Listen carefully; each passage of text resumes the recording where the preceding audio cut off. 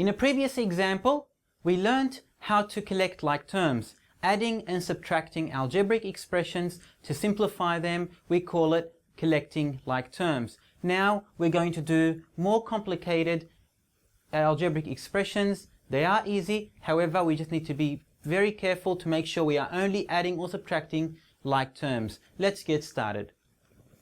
8a plus 4b take away 3a. We know collecting like terms, we only add or subtract the like terms. 8a plus 4b minus 3a. Where are the like terms?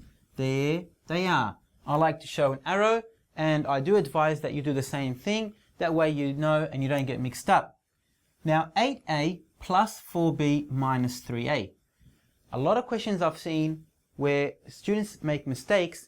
They think they have to go 8a plus 3a. No, you've got to be very careful.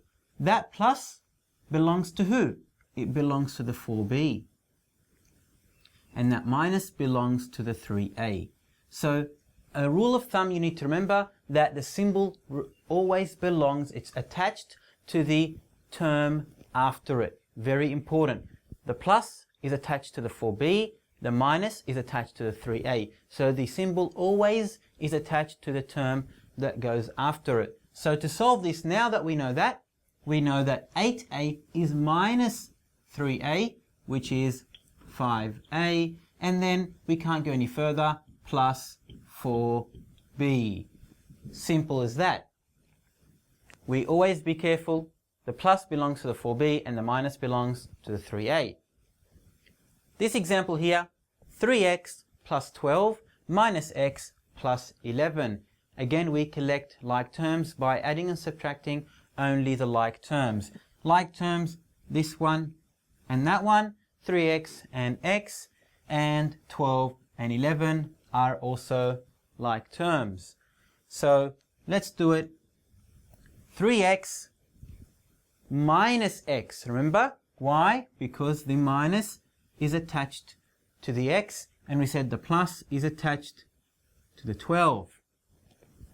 3x minus x is 2x, and 12 plus 11, because the sign always follows the term behind it, which is basically the term on its right. So the plus belongs to the 12, the minus belongs to the x, and the plus here belongs to the 11. So 12 plus 11 is 23. We put a plus because it's positive 23. 12 plus 11 is positive 23 plus 23. So the answer is 2x plus 23. This example looks long, but if we follow the rules, we're not going to have any issues. 10y plus 3y squared minus 3y plus 2y squared plus 4y. Let's collect like terms. Where are they? We have a y, y squared, y squared, y. Okay, we know that these are like terms. There's a y and a y.